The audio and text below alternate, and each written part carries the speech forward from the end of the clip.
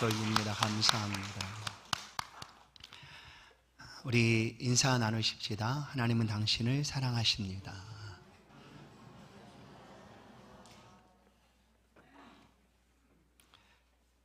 우리 가운데 계신 하나님이라는 제목으로 오늘 말씀, 스바냐서 말씀을 함께 상고하겠습니다. 1년에 5주가 있는 달이 4번 있습니다. 그래서 올해 우리 교회에서는 우리 주일학교와 함께 온 가족이 함께 드리는 그런 예배 시간을 마련했습니다. 물론 아이들과 함께 드리는 시간이 더 풍성하고 또 하나님 앞에도 큰 영광이 될 줄로 믿습니다.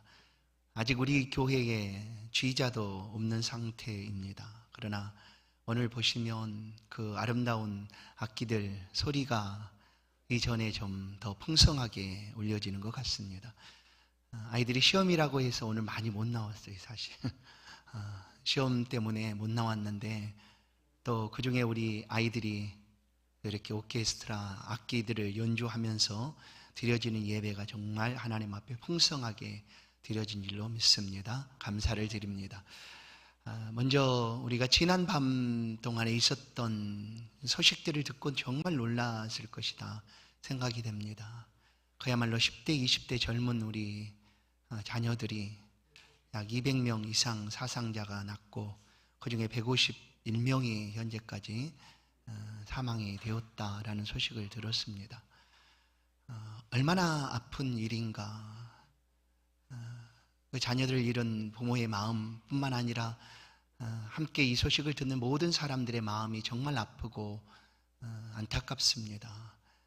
어려움을 만난 모든 이웃들에게 하나님의 위로가 있기를 바라는 마음 간절합니다. 우리의 성도들의 삶에서도 예기치 않은 일들이 언제든지 다가올 수가 있습니다. 그럼에도 불구하고 하나님은 지금 이 시간 우리를 도우시고 또 우리 예배를 받으시고 우리 안에 은혜 베풀어 주시는 하나님입니다. 오늘 이 예배가 다시 한번 하나님의 임재하심을 경험하고 하나님께 영광을 돌리는 그런 풍성하고 복된 예배 되기를 간절히 소원합니다.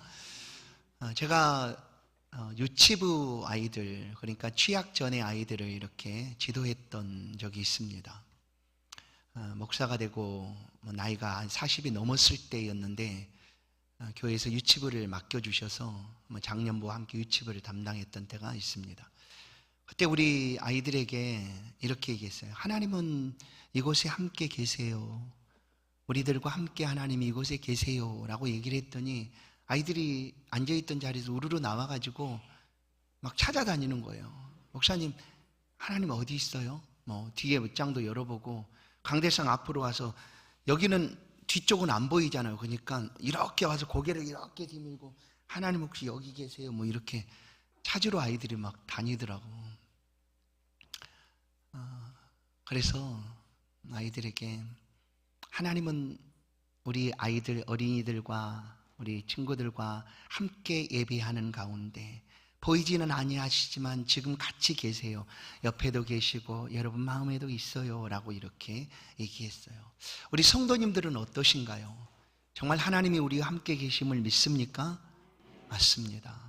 하나님 보이지 아니하시기 때문에 우리 눈에 볼 수는 없지만 지금 우리의 기도와 우리의 찬양과 우리의 예배와 우리의 마음과 심령 속에 함께 하시는 하나님인 줄로 믿습니다.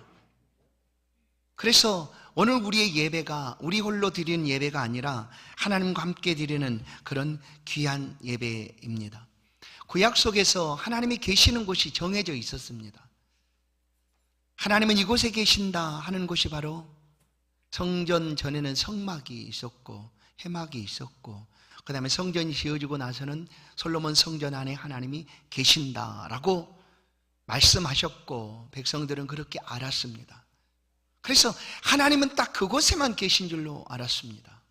그러나 하나님은 우리에게 말씀하시지 하나님이 딱 그곳에만 계신 하나님은 아니십니다.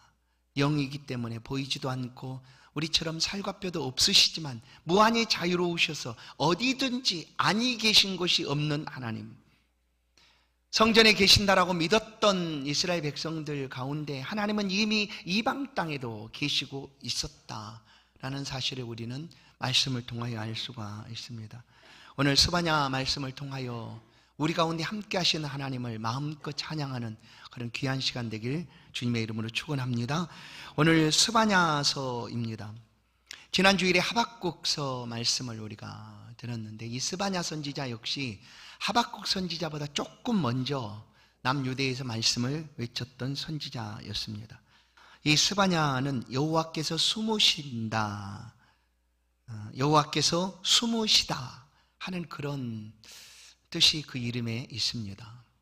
그리고 모든 선지자들 가운데 이 스바냐는 왕족 출신입니다. 왕족. 보통 뽕나무 재배하던 사람도 있고 제사장도 있고 또 일반 사람도 있는데 이 스바냐 선지자는 유일하게 왕족 중에서 선지자로 부름을 받았던 사람입니다. 스바냐 1장 1절을 보면 아몬의 아들 유다왕 우시야 시대에 스바냐에게 임한 여호와의 말씀이라. 스바냐는 히스기야 현손이요 아말의 증손이요 그달의 손자요 굿이 아들이었더라. 히스기야의 현손, 그러니까 히스기야 다음에 므낫세, 아몬, 그 다음에 요시야, 이런 왕들이 이어져 왔는데 이 스바냐는 그러니까 요시야 왕 시대에 말씀을 전했던 선지자입니다. 바로 그 요시야 왕과 같은 왕족 출신 중에 한 사람이 바로 이 스바냐였다라는 것이죠. 이 당시 스바냐가 말씀을 선포하고 있던 그때의 남유다의 모습은 가장 악한 왕이었던 므낫세 왕이 이제 유다를 완전히 우상천지로 만들어버린 때였습니다. 그리고 부패, 그리고 정치적으로 상당히 어려운 시기를 맞이하고 있었던 때였습니다. 바로 그때 겨우 8살이 되어 왕이 된 요시야 왕이 있었습니다. 아주 어린 나이에 왕이 되었죠. 바로 그러나 너무나 어려서 그 할아버지가 만들어 놓은 그 나라 모습, 우상 숭배의 모습, 그리고 여러 곳이 그냥 부패와 또한 어려움으로 가득 찼던 그 나라를 그의 뜻대로 온전하게 세워가지를 못했습니다. 바로 그 시기에 스바냐 선지자가 선포하게 된 것입니다. 그러니까 아직 므낫세 왕의 잔재들이 남아있는 그런 우상들이 남아있는 그런 유다 땅에서 선지자가 외칩니다. 하나님이 죄악을 반드시 심판하실 것이다. 그러니 하나님 앞에 돌아와라 라는 것이었죠. 그래도 다행스러운 것은 그렇게 외치자 이제 요시야 왕이 나이가 좀 먹고 이제 힘이 가지게 되었을 때, 8살이 무슨 힘이 있겠습니까? 그럴 때에 요시야 왕을 통하여 이제 종교 계획이 그 땅에, 유대 땅에 일어나게 됩니다. 그러나 아직 완전하게 바뀌어진 것은 아니었죠. 바로 그 시기에 이제 스바냐 선지자가 외쳤고, 이때가 곧 유다 말기입니다. 유다가 이제 곧 멸망하기 직전, 바벨론이 계속해서 침공을 해오고 유다는 밖으로도 힘들고 안에서도 우상 숭배로 말미암아 하나님의 심판이 다가와 있는 그런 상황이었습니다. 그런데 그때 선지자 스바냐 선지자는 외치는 겁니다. 그런데 다행스럽게 일시적으로 요시야 왕 종교개혁을 통하여 이스라엘 백성들이 하나님 앞에 돌아오게 됩니다. 스바냐 선지자가 기록한 내용은 3장밖에 안 됩니다. 그러나 1장에서는 유다의 심판, 2장에서는 이웃 나라들에 대한 심판을 하나님께서 말씀하셨지만 3장에 와서는 하나님께서 돌이키고 회개하는 그 백성들을 하나님께서 반드시 붙잡아 주시고 소망을 주시겠다라는 말씀이 오늘 3장 말씀이기도 합니다. 하나님은 회개한 자들을 용서하시는 하나님이십니다. 8살의 왕이 되었던 요시야가 아무것도 할 수 없을 그때에 이제 좀 힘을 키워서 이제 성년이 되었을 무렵에 성전에서 요시야 왕이 율법책을 발견합니다. 율법책. 바로 그 율법책을 통해서 요시야 왕이 하나님 앞에 서게 되고 금식하여 회개하며 하나님 앞에 자신뿐만 아니라 이스라엘 백성들을 함께 돌이키게 됩니다.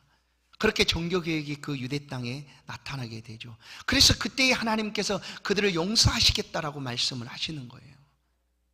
용서하시겠다. 그러나 그 용서는 어떤 용서였는가 하면 하나님께서 요시야를 통하여 완전히 그 땅을 멸하시겠다라는 것이 아니라 요시야의 기도를 들으시고 요시야 시대에 그런 일들, 하나님의 심판과 또 그 책망, 징벌이 다가오지 않고 그 이후에 하나님께서 주시겠다라는 유예시켜 준 것입니다. 하나님은 우리의 죄를 벌하시지만 완전히 무너뜨리시는 분은 아니십니다. 반드시 우리로 하여금 돌이키도록 말씀하고 계시는 분이시죠. 요한일서 1장 9절 말씀합니다. 만일 우리가 우리 죄를 자백하면 그는 미쁘시고 의로우사 우리 죄를 사하시며 우리를 모든 불의에서 깨끗하게 하실 것이요. 우리가 자백하면 뭡니까? 회개하고 돌아오면입니다. 그러면 하나님께서는 용서해 주시겠다라는 거예요. 어떠한 죄도 하나님이 용서하시겠다라고 말씀하는 거예요. 이스라엘 역사 가운데 가장 악한 왕 중에 한 사람은 아합이었습니다. 아합. 북이스라엘의 아합 왕이었습니다. 그러면 그 왕이 얼마나 악한 일을 행했는지 열왕기를 통하여 알 수가 있는데 하나님이 그 아합 왕의 기도도 하나님이 들어주시고 용서해 주시겠다라고까지 합니다. 열왕기상 21장 29절을 보면 아합이 내 앞에서 겸비함을 내가 보느냐 그가 내 앞에서 겸비함으로 내가 재앙을 저의 시대에는 내리지 아니하고 그 아들의 시대에야 그의 집에 재앙을 내리리라. 겸비했다라는 것은 하나님 앞에 통해 자복하고 돌아왔다라는 겁니다. 하나님 말씀을 듣고 돌아오니 하나님께서 아합의 시대에 그 멸망을 행하지 아니하시고 그 아들의 시대에 하나님께서 하시겠다라는 그런 응답의 말씀을 그에게 줍니다. 성도 여러분, 하나님 우리를 절대 포기하지 않으시는 하나님이십니다. 끝까지 하나님께서 붙들어 주십니다. 유다 멸망 직전에 외쳐진 말씀입니다. 스바냐 선지자는 유다 멸망 바로 직전에 이 말씀을 선포합니다. 그러나 1장, 2장에서는 하나님의 심판에 대한 외침이지만 3장에서는 하나님께서 그 백성들에게 소망을 주시는 말씀을 선포합니다. 오늘 이 말씀 속에 우리도 다시 한번 하나님 말씀을 통하여 위로받고 소망을 얻는 그런 귀한 시간 되기를 주의 이름으로 축원합니다. 오늘 우리의 시대는 다를까? 이 스바냐 선지자 시대와 오늘 우리의 시대가 다를까? 코로나 상황이 3년이 지속되고 있습니다. 그 속에서 많은 어려움을 겪고 있습니다. 그걸 다 토로하지 않아도 삶이 어렵다라고 얘기합니다. 또 교회 안에서 하나님을 섬겨가는 삶이 얼마나 어려워졌는가를 우리는 몸으로 직접 체감합니다. 마음껏 자유롭게 하나님 앞에 예배했던 그 시간들이 아주 까마득한 옛날처럼 여겨집니다. 우리 예배는 마스크가 씌워져 있고 또 선뜻 언제든지 하나님 앞에 나왔던 우리의 발걸음은 멈칫멈칫합니다. 혹시 다가오지 않을까 하는 그런 염려, 걱정, 불안으로 우리의 삶에 다가와 있습니다. 바로 이런 시대에도 여전히 우리 가운데 소망이 있는가 하는 거예요. 스바냐 선지자를 통하여 3장의 말씀을 소망으로 말씀하고 계시는데 그때의 스바냐의 선지자가 외치는 그 삶은 달라진 것이 하나도 없었어요. 유대 백성들은 곧 멸망 직전에 놓여 있었고 여전히 바벨론은 계속해서 1차, 2차, 3차 이렇게 쳐들어와서 그들을 수탄하고 빼앗아가고 또 환난을 가져다 줍니다.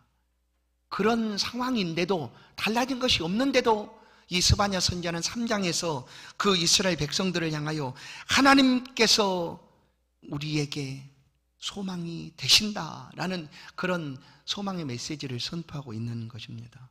오늘 우리의 삶에 이 말씀이 큰 위로와 소망이 될 줄로 믿습니다.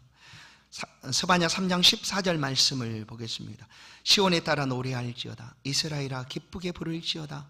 예루살렘에 따라 전심으로 기뻐하며 즐거워할지어다. 우리 가운데 아무런 소망이 없다면 우리가 어떻게 이렇게 기뻐하고 즐거워하겠습니까?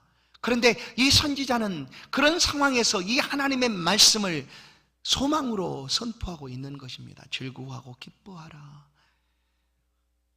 예루살렘의 딸들아 전심으로 기뻐하라. 그 이유가 과연 무엇일까? 오늘 본문 속에서 몇 가지만 한번 살펴보겠습니다. 첫 번째는 하나님이 우리와 함께 계신다입니다. 아멘. 하나님이, 너의 하나님이 너희와 함께 계신다. 하나님이 지금도 우리와 함께 계십니다. 이것이 우리의 소망입니다. 달라진 것이 없어요. 코로나가 계속되고 있고요. 앞으로도 이 상황이 썩 좋아질 것 같진 않아요. 그럼에도 불구하고 중요한 것은 하나님이 우리와 함께 계신다. 하나님은 변함없이 여전히 우리와 함께 계십니다. 코로나 이전에도 코로나 이후에도 앞으로도 계속해서 우리와 함께 계실 것입니다. 15절 말씀은 여호와가 내 형벌을 제거하였고 내 원수를 쫓아냈으며 이스라엘 왕 여호와가 내 가운데 계시니 내가 다시는 화를 당할까 두려워하지 아니할 것이다. 이 말씀이 소망으로 들려집니다. 그런데 아직 유대 백성들의 삶은 전혀 그러지 않았어요. 여전히 계속해서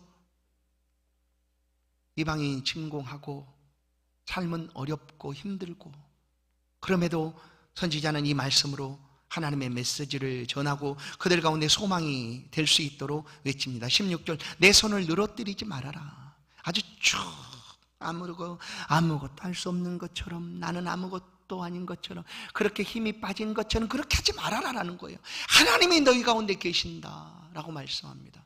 사랑하는 성도 여러분, 하나님은 지금 우리와 함께 하시는 줄로 믿습니다. 우리 안에, 우리와 함께, 우리의 삶을 함께 걸어주시는 하나님입니다. 하나님은 단 한 번도 우리를 떠나신 적이 없습니다. 떠나시지 않습니다. 이것이 구약 성경의 메시지이기도 합니다. 내가 너희와 함께 하리라 하는 것이죠. 보십시오. 중요한 순간순간마다 하나님이 어떻게 이스라엘 백성들과 함께 해주셨는가, 그것은 우리로 하여금 알도록 하기 위함이죠. 아, 이런 순간에도 하나님이 함께 계시는구나. 그냥 우린 잘 잊습니다. 쉽게 잊어버려요. 그냥 한 번 받은 그 은혜를 지속하고 영원토록 간직할 수 있다면 너무나 좋겠어요. 그러나 그러지 않는 것이 우리들입니다. 그래서 누군가는 잊어버리는 것도 은혜다라고 얘기하기도 합니다. 그럴지라도 하나님 베풀어 주신 그 은혜를 우리가 간직하며 그 은혜를 붙잡고 살아가는 것이 은혜 아니겠습니까? 이스라엘 백성들이 애굽에서 출애굽합니다. 떠나옵니다. 그때 하나님이 그냥 내보내신 것이 아니라 10가지나 되는 엄청난 하나님의 기적을 그 애굽 땅에 쏟아붓습니다. 애굽 땅에는 재앙입니다. 그러나 이스라엘 백성들에게는 은혜였죠. 그렇게 10가지 재앙을 지나 나옵니다. 그래 나와 봤더니 앞에 홍해가 다 가로막혀 있습니다. 어떻게 지나갈까? 이 바닷물을 건너서 어떻게 지나갈 수가 있을까? 하고 백성들이 베풀어 주신 10가지 은혜, 재앙의 그 은혜들을 다 잊어버린 채 아우성치기 시작합니다. 우리가 이곳에 죽었다 이제. 왜 우리를 이곳에 나와서 이끌어 나와서 우리를 죽게 하는가 하고 아우성치고 있을 그때 하나님은 떠나지 아니하시고 지금 우리와 함께 계시고 우리를 대신하여 싸우시는 하나님이시다라고 모세는 그 믿음으로 선포합니다. 출애굽기 19장 4절,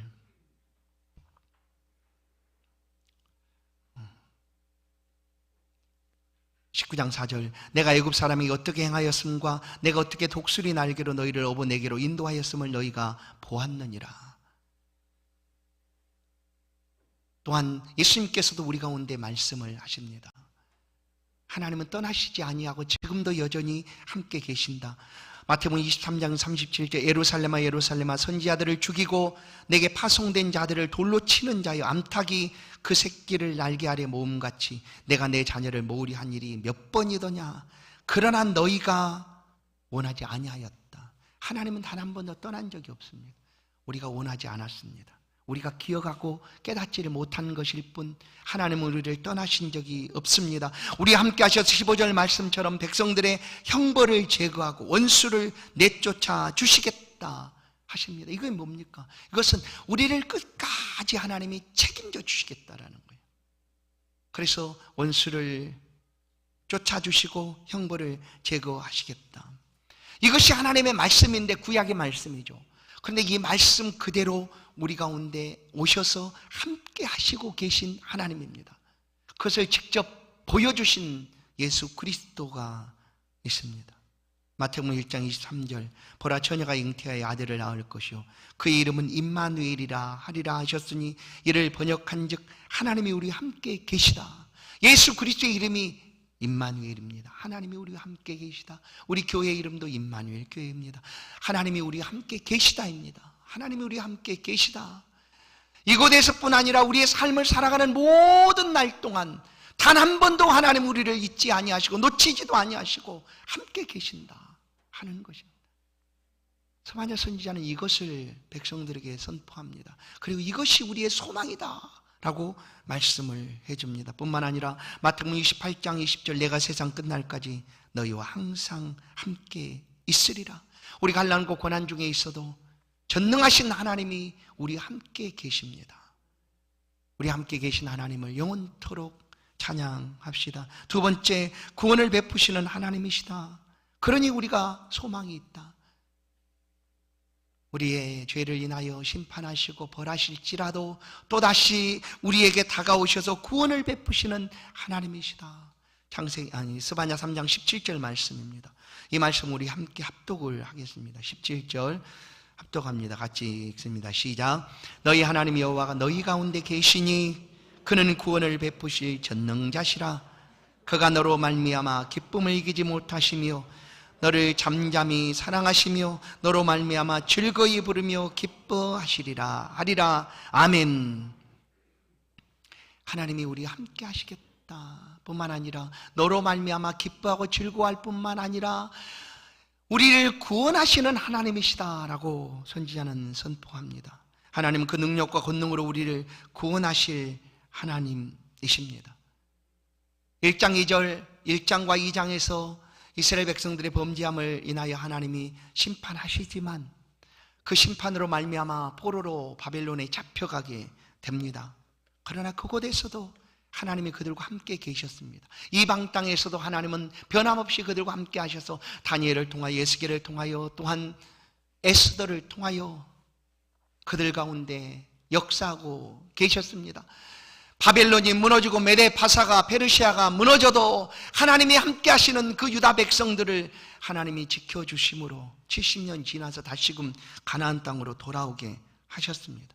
이것이 함께 하시는 하나님의 놀라운 역사입니다. 우리를 단 한 번도 잊지 아니하시고 우리를 떠난 적도 없으십니다. 그리고 지금도 우리가 함께 하시겠다고 약속하고 계시는 그 하나님이 우리의 소망입니다. 우리와 함께 하시는 하나님, 우리 가운데 계시는 하나님, 그 하나님을 찬송합니다. 오늘 17절에서 끊임없이 말씀합니다. 너로 말미암아 말씀하시죠. 너로 말미암아 기뻐하고 너로 말미암아 즐겁고 기쁘다라고 하나님이 말씀합니다. 하나님의 기쁨은 온통 우리 가운데 있다라는 거예요. 여러분, 이 땅에 예수 그리스도를 통하여 우리를 회복하시는 이유는 하나님이 처음 만드신 그 첫사람의 형상으로 우리가 회복되기를 원하기 위함입니다. 하나님이 아담을 만드시고 보시기에 심히 좋았더라 라고 얘기합니다. 얼마나 좋았는지 그 심히 좋았다라는 표현을 우리가 다 느끼지를 못할 수 있습니다. 너무나 좋았다라는 거예요. 그런 우리가 죄로 인하여 하나님으로부터 멀어지고 자꾸만 도망가려고 하니 하나님께서 붙잡고 놓지 아니하시고 마침내 아들 예수 그리스도를 우리의 죄의 대속물로 보내사 우리를 건져내신 하나님입니다. 우리에게 소망이 무엇이겠습니까? 하나님이 우리의 소망이시다라고 스바냐 선지자는 선포합니다. 하나님은 우리를 기뻐하신다. 우리의 삶으로 하나님께서 즐거워하신다라고 말씀을 하고 계십니다. 아까 말씀드린 대로 출애굽 때에 그와 같은 일이 있었을 때 모세는 우리를 위하여 지금도 싸우고 계시는 하나님이시다. 우리가 잘 안 보여도 우리의 삶에 나타나지 않는 것 같아도 지금도 우리를 위하여 싸우시는 하나님이다. 뒤에서 애국 군대가 쫓아오고 아픈 홍해가 가로막혀 있다 할지라도 지금 이곳에서 우리와 함께 하시는 하나님이 우리를 대신하여 싸우실 것이다. 그러니 너희는 가만히 서서 하나님의 구원하심을 바라보라 라고 선포합니다. 출애굽기 14장 13절, 모세가 백성에게 이르되 너희는 두려워하지 말고 가만히 서서 여호와께서 오늘 너희를 위하여 행하시는 구원을 보라. 너희가 오늘 본 애굽 사람을 영원히 다시 보지 아니하리라. 여호와께서 너희를 위하여 싸우시리니 너희는 가만히 있을지니라. 아멘. 가만히 있으라고 얘기합니다. 하나님이 싸우시겠다라고 얘기합니다. 아니, 하나님 우리의 삶을 어찌 알아서 우리를 대신하여 싸우시겠습니까? 그것은 단 한 번도 우리를 떠나시지 않기 때문입니다. 우리를 다 아시기 때문입니다. 성도 여러분, 지금 하나님 앞에 서 있는 우리의 마음, 하나님 내가 미어집니다. 무너집니다. 너무나 아픕니다. 이 어려움 앞에 내가 감당할 수가 없습니다 하고 하나님 앞에 그래도 예비하며 엎드리는 우리의 마음을 하나님이 아십니다. 그리고 대신하여 싸워주시고 우리의 길을 형통하게 이끌어 주시는 하나님이십니다. 우리를 향한 하나님의 구원하심은 그 아들 예수 그리스도를 보내심으로 죄에서 우리를 속량하게 하신 일이죠. 십자가에 피 흘려 주심으로 우리의 죄를 대속하게 하신 일입니다. 이것이 우리를 향한 하나님의 구원의 은혜입니다. 우리는 값없이 구원을 받고 이미 죽어 마땅한 우리인데 죄로 인하여 우리가 가질 수 있는 소망은 사망밖에 없었습니다. 절망밖에 없습니다.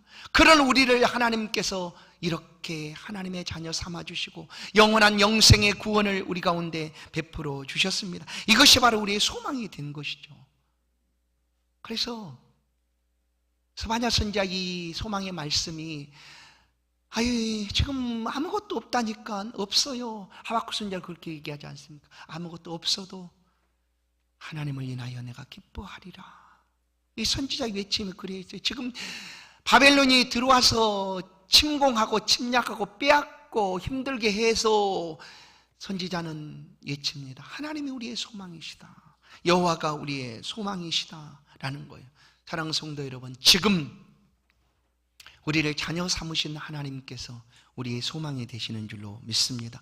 요한복음 1장 11, 영접하는 자 곧 그 이름을 믿는 자들에게는 하나님의 자녀가 되는 권세를 주셨으니 자녀에게 베풀어 주신 하나님 놀라운 구원의 은총을 우리가 누리며 살아가고 있는 것입니다.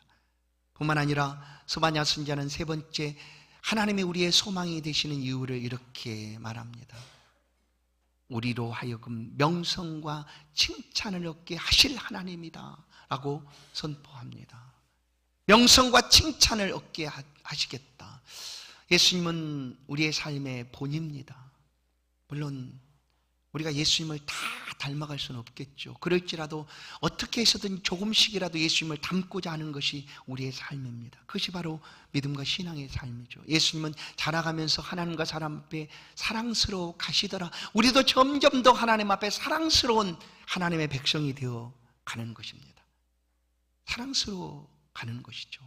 하나님 예배함이 사랑스럽고 말씀대로 믿음으로 살아가는 삶이 사랑스럽고 하나님 앞에 서 있는 우리의 모습이 하나님 앞에 사랑스러운 모습으로 되어가는 것입니다. 바로 그렇게 우리가 하나님을 닮아가게 됩니다. 오늘 본문을 보십시다. 스바냐 3장 19절 20절 하나님 그 사랑스러운 우리들을 통하여 이렇게 명성과 칭찬이 얻는 이 땅의 삶을 살아가도록 하시겠다라는 거예요. 그때 내가 너를 괴롭게 하는 자를 다 보라고 저는 자를 구원하며 쫓겨난 자를 모으고 온 세상에서 수욕받는 자에게 칭찬과 명성을 얻게 하리라. 우리에게 이런 능력이 있는 것이 아니라 하나님이 그렇게 하시겠다라는 거예요. 하나님의 자녀된 우리에게 하나님이 이렇게 너를 명성과 칭찬을 받게 하겠다. 전에는 포로로 잡혀간 그들을 향하여 칭송하고 높이게 하겠다. 내가 그때에 너희를 이끌고 그때에 너희를 모을지라. 내가 너희 목전에서 너희의 사로잡힘을 돌이킬 때에 너희에게 천하 만민 가운데서 명성과 칭찬을 얻게 하리라. 여호와의 말입니다. 천하 만민 가운데 너희를 칭찬과 명성을 얻게 하리라. 이것이 우리의 소망입니다. 하나님은 우리를 단 한 번도 떠나신 적이 없습니다. 우리가 잊을 뿐 하나님 우리를 잊으시지도 않으셨습니다. 이방 땅에 70년 동안 흩으셨을지라도 하나님은 그곳에서 여전히 보호하고 계셨습니다. 그리고 돌아오는 그때에 그들을 높이셔서 칭찬과 명성을 얻게 하셨다라고 말씀을 합니다. 사랑하는 성도 여러분, 우리를 향한 생각, 하나님의 마음과 생각은 분명합니다. 우리의 삶이 하나님의 자녀된 삶을 살며 세상 속에 빛으로 또 칭찬과 또 명성을 얻는 그런 자녀가 되도록 우리를 이끌고 계십니다. 예레미야 29장이 말씀한 그대로 우리를 향한 하나님의 생각은 장래의 소망을 주는 것이다. 우리는 그리스도 안에서 모든 소망을 갖게 됩니다. 성도 여러분, 우리가 만나는 많은 이 문제들이 있죠. 예기치 않은 어려움들이 우리 가운데 어찌 없겠습니까? 계속해서 다가옵니다. 하룻밤 사이에 그야말로 생각지도 않았던 그런 엄청난 일들이 우리의 삶의 자리에 나타납니다. 우리 개인적인 삶에도 이런 일들이 있을 수 있습니다. 우리 인생의 문제들, 내가 직면하고 있는 어려움과 환난의 문제, 환경 문제, 이런 모든 문제 가운데 하나님께서 우리를 붙들어 주실 것이다 라는 거죠. 하나님이 없는 것처럼 낙심하고 절망하지 마십시다. 하나님은 지금 이곳에 우리와 함께 계십니다. 혹시 유치부 아이들처럼 한번 그 하나님을 찾아보시지 않겠습니까? 하나님 지금 어디 계신가요? 하나님 지금 어디 계신가요? 물어보시지 않겠습니까? 그리고 하나님의 음성을 들어보십시오. 내가 너희와 함께 있다. 내가 너 가운데, 너희 가운데, 내 마음 가운데, 내 삶 가운데, 내 생각 가운데, 내 예배 가운데 내가 너와 함께 한다. 나는 단 한 번도 너를 떠난 적이 없다 하고 말씀하시는 하나님의 음성을 듣지 않겠습니까? 오늘 17장, 아니 17절, 3장 17절은 분명하게 말씀합니다. 하나님 여호와가 너희 가운데 계시니 그는 구원을 베푸실 전능자시라. 그리고 그 하나님이 나를 인하여, 우리를 인하여 기뻐하시고 얼마나 기쁜지 그 기쁨을 이기지 못하시겠다라고 말씀합니다. 너로 말미암아 그래서 즐거이 부르고 기뻐하겠다라고 하나님이 말씀합니다. 우리는 그런 사람입니다. 우리는 하나님 앞에 그런 존재입니다. 이 하나님의 은혜를 우리가 풍성히 누리고 살아가는 삶에 칭찬과 명성이 있게 될 줄로 믿습니다. 하나님은 우리 가운데 역사하시고 함께 하시는 하나님입니다. 오늘 스바냐 2장 3절 말씀 한번 봉독하겠습니다. 여호와의 규례를 지키는 모든 겸손한 자들아, 너희는 여호와를 찾으며 공의와 겸손을 구하라. 너희가 혹시 여호와의 분노의 날에 숨김을 얻으리라. 아멘. 스바냐는 하나님이 숨으신다, 숨기신다. 혹시 여러분 가운데 그 하나님 보이지 않습니까? 숨어 계신 것 같습니까? 그러나 하나님 말씀합니다. 아니다, 내가 여기에 있다. 어디에? 여호와의 규례를 지키는 삶에 너희와 함께 있다.